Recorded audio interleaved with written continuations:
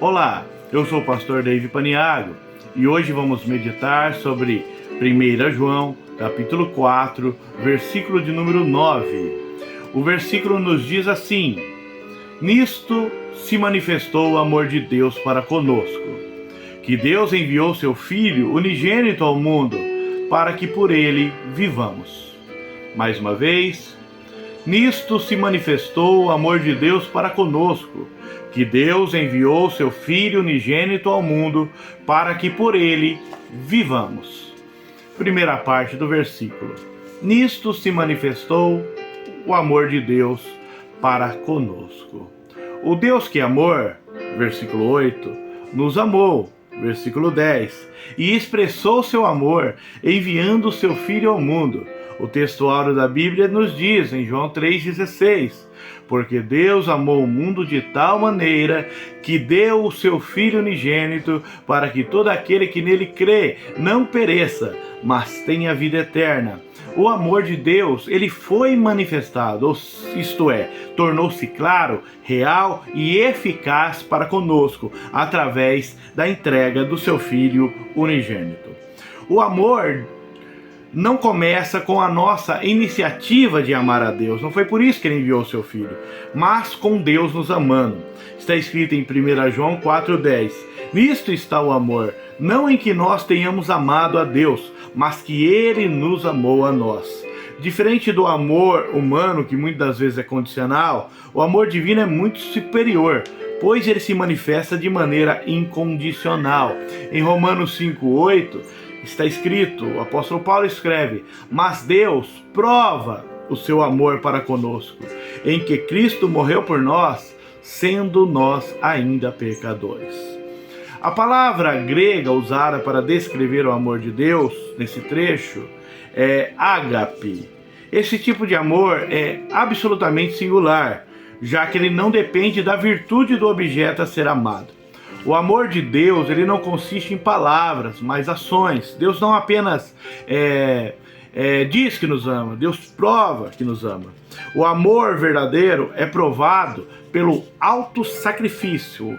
Deus enviou seu Filho ao mundo. O Filho é a dádiva do Pai, é a dádiva desse amor, é a prova desse amor. Não foi a cruz que gera o amor de Deus, mas foi o amor de Deus que produziu a cruz. Segunda parte do versículo, que Deus enviou seu Filho unigênito ao mundo para que por ele vivamos. John Stott diz que a vinda de Cristo é uma revelação concreta e histórica do amor de Deus, pois o amor é sacrifício próprio, a procura do bem positivo de outrem à custa do seu próprio bem. É maior dádiva de si do que a dádiva que Deus fez do seu Filho nunca houve, nem mesmo poderia haver.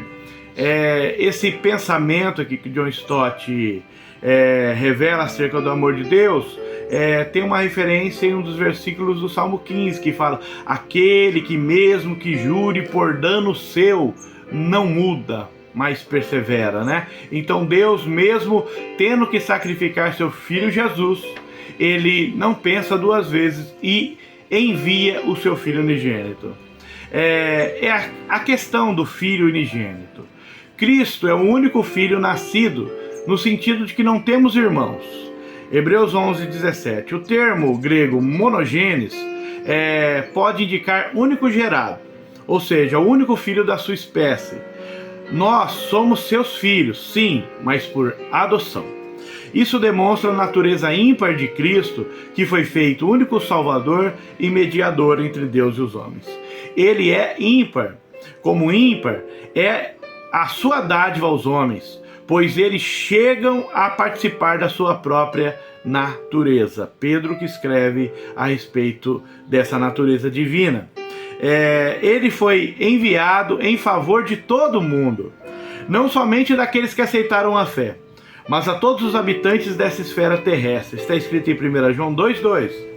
Ele é a propiciação pelos nossos pecados, não somente pelos nossos, mas também pelos de todo o mundo. O propósito de Deus em nos enviar seu Filho unigênito, além de realizar através dele a expiação dos nossos pecados, foi também para que vivêssemos por meio dele. A vida humana é reputada não como a verdadeira vida, mas como uma mera existência, até que Cristo seja formado em nossos corações. Através da fé em Cristo, recebemos então a vida eterna. João 14,6. Essa vida começa aqui e agora. Quem partilha da comunhão com Cristo, além de Cristo viver nele, também vive por Cristo. João 6,57. Assim como o Pai que vive me enviou, e eu vivo pelo Pai, assim quem de mim se alimenta também viverá por mim. Que Deus em Cristo vos abençoe.